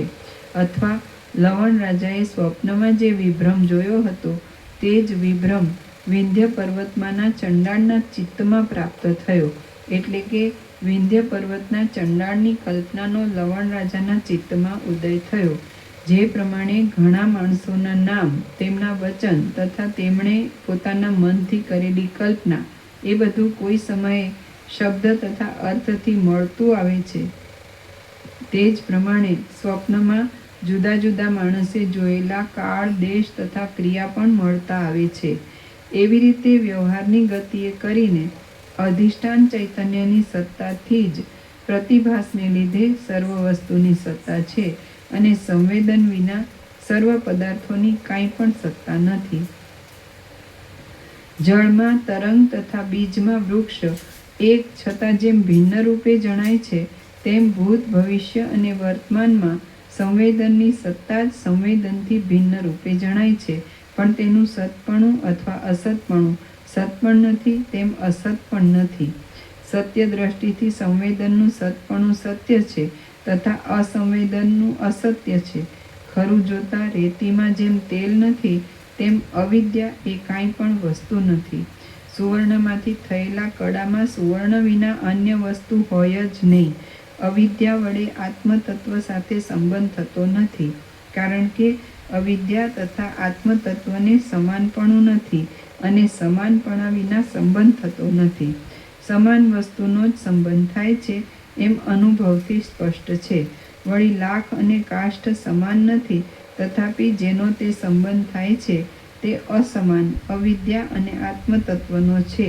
તેથી પરસ્પર સંબંધના ઉદાહરણ માટે યોગ્ય નથી, કારણ કે લાખ અને લાકડા વગેરેનો સંબંધ એ માત્ર એકલી અવિદ્યાનો જ વિલાસ છે. કદાચ એમ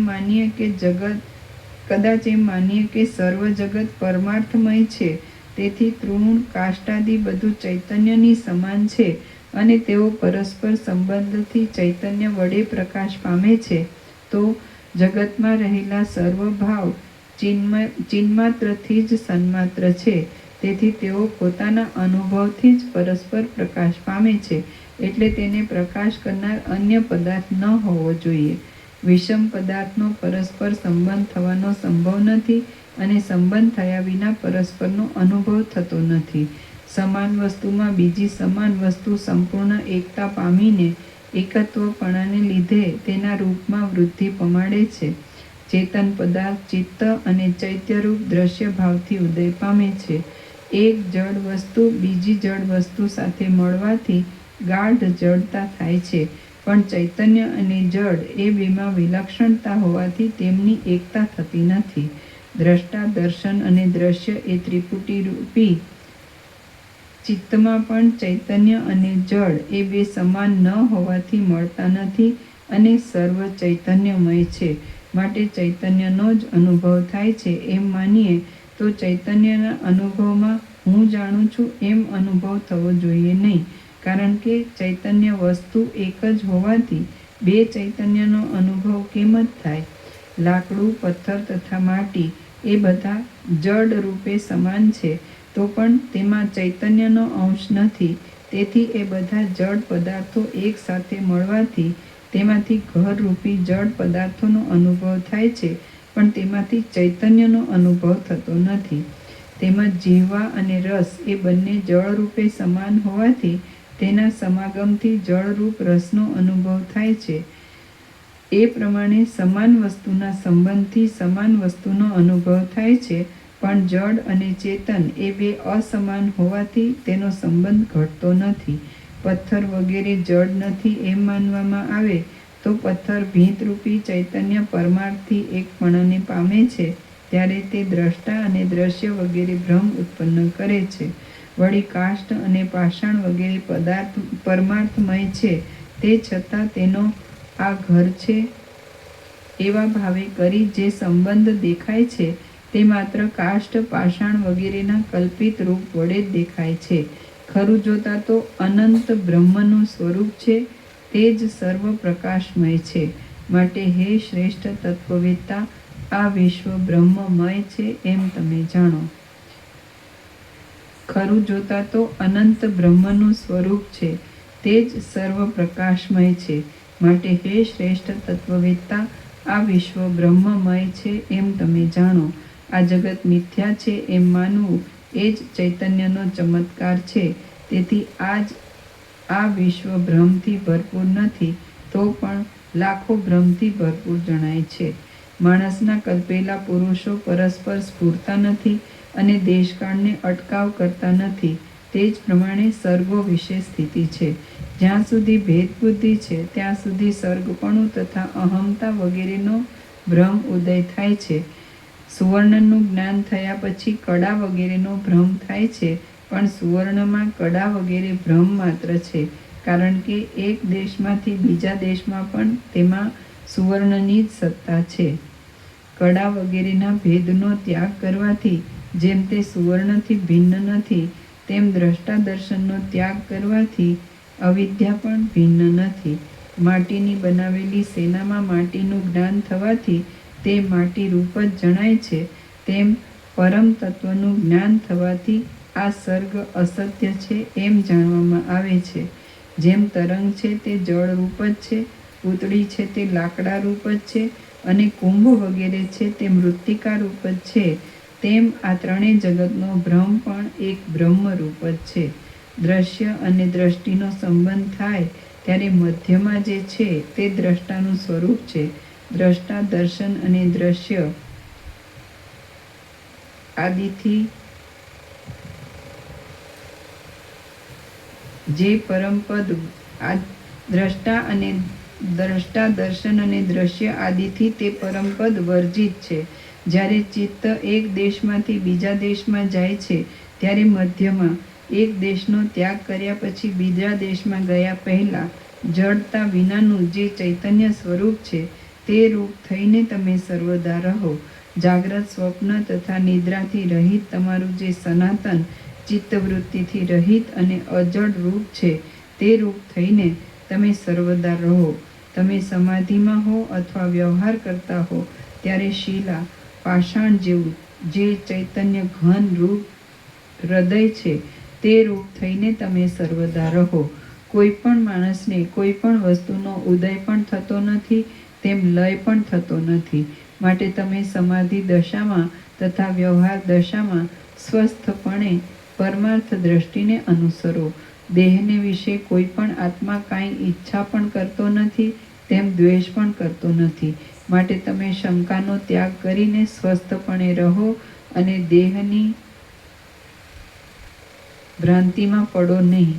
ભવિષ્યમાં થનારા સાંસારિક વ્યવહારમાં જેવી રીતે વ્યવસાય થતો નથી, તેવી રીતે વર્તમાન વ્યવહારમાં મિથ્યાત્વ દ્રષ્ટિ રાખો અને સત્ય સ્વરૂપ બ્રહ્મ ભાવને પ્રાપ્ત થઈને ચિત્ત ભ્રાંતિમાં રહો નહીં.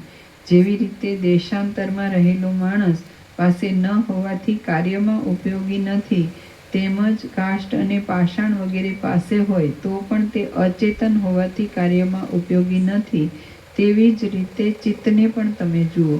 કારણ કે આત્મ સ્વરૂપ વડે અચિત્તપણું એ જ વિદ્વાનને અનુભવ સિદ્ધ છે.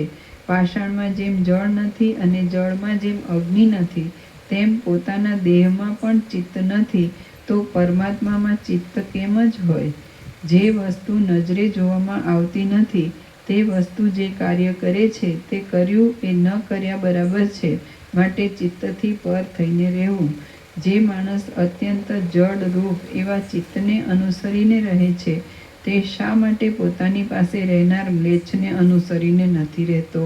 માટે તમે નિરંતર ચિત્તરૂપી ચંડાળનો અનાદર કરો અને માટીની કરેલી પ્રતિમાની જેમ સ્વસ્થ તથા શંકા રહિત થઈને રહો. ચિત્ત છે જ નહીં અથવા છે તો મૃતરૂપ છે એવો નિશ્ચય કરીને તમે શિલાની પ્રતિમાની પેઠે નિશ્ચળ થઈને રહો. વિચાર કરવાથી ચિત્ત છે નહીં, માટે તમે તત્વતઃ ચિત્ત રહિત છો, તો પણ તમે મિથ્યા ચિત્ત વડે શા માટે ખેદ પામો છો? ચિત્તરૂપી અસત્ય યક્ષે જે પુરુષને વશ કર્યા છે તેમની મૂઢ બુદ્ધિમાં ચંદ્રમાંથી અગ્નિ ઉત્પન્ન થયેલો છે. માટે તમે ચિત્તનો દૂરથી ત્યાગ કરી દો. જે રૂપે તમે છો તે રૂપે તમે સ્થિર થાઓ અને પરમ યુક્તિ વડે તમે ભાવનાથી મુક્ત થઈને રહો. ચિત્ત અસત્ય છતાં સત્ય જેવું છે. જે મનુષ્યો તેને અનુસરીને રહે છે તેઓ તો આકાશને મારવાના કામમાં કાળક્ષેપ કરનારા મૂઢ માણસો છે, તેમને ધિક્કાર હો. માટે તમે પ્રથમ તત્વબોધમાં કુશળતા મેળવીને મન રહિત થઈને રહો અને તત્વબોધથી નિર્મળ આત્માવાળા થઈને સંસારના પારને પામીને રહો. મેં મનરૂપી મેલ મેળવવા માટે ઘણો લાંબો વખત વિચાર કર્યો, તો પણ નિર્મળ આત્મામાં મનરૂપી મેલની મને પ્રાપ્તિ થઈ નહીં. મેં મનરૂપી મેલ મેળવવા માટે ઘણો લાંબો વખત વિચાર કર્યો, તો પણ નિર્મળ આત્મામાં મન રૂપી મેલની મને પ્રાપ્તિ થઈ નહીં. શ્રી યોગ વાસિષ્ઠ મહારામાયણમાં ઉત્પત્તિ પ્રકરણનો લવણ રાજાનું સમાધાન નામનો સર્ગ 121મો સમાપ્ત. ઓમ ઓમ ઓમ. પ્રસાદ આપી દો.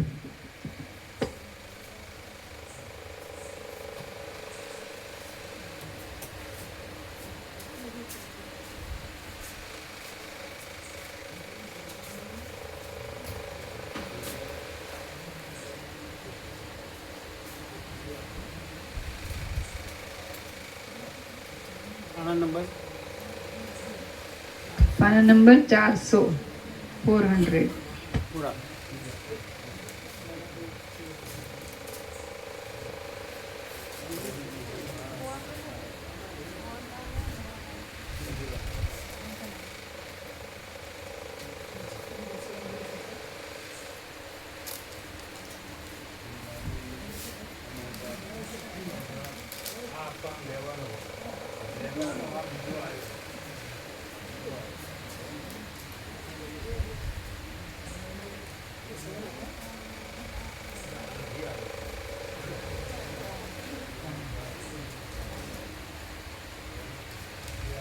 એ મામા તો સવારે લઈ ગયા તો બીજા લઈ જાઓ લાડુ પ્રસાદ ઘણા છે આપવા હોય તો બધાને. કોઈ રહી ગયા છે ને હજી તમારા ભાવિકો ઘણા છે એ તો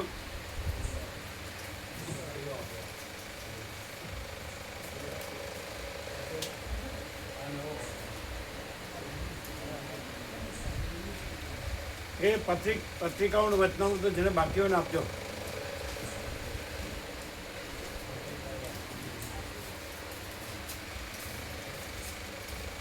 પત્રિકાઓ વચનામૃતો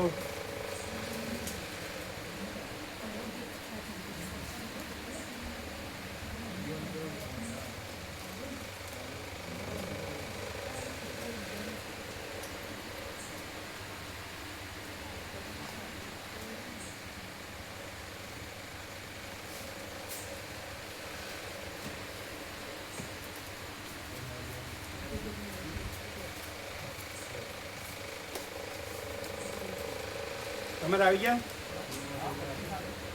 વચનામૃત આવ્યો? વચનામૃત હા ગઈકાલનું બાકી છે વચનામૃત.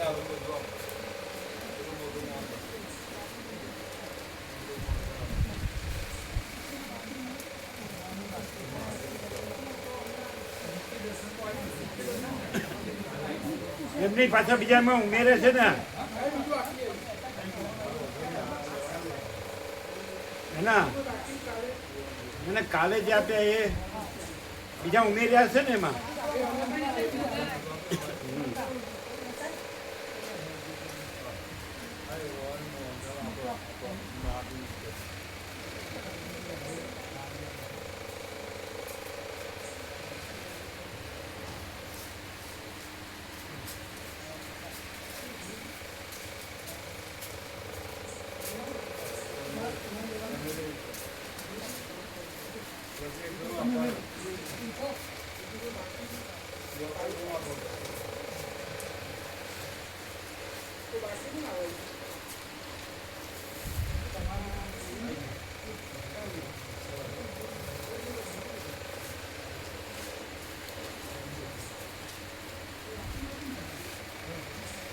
પત્રિકા આપી બધાને વચનામૃત આપવા લઈ જાઓ. વચનામૃત જેમ પત્રિકા લઈ ગયા, જેમ પ્રસાદ લઈ ગયા, એવી રીતે વચનામૃત લઈ જાઓ. લઈ ગયા હતા કાલે બધા લઈ ગયા હતા કાલે વચનામૃત હા સેટ લઈ ગયા આ નવો સેટ બધો આપ્યો. હા બધા કાલે લઈ ગયા પછી પેલું નિત્ય દર્શન લઈ ગયા. હા એ તો બધાને આપે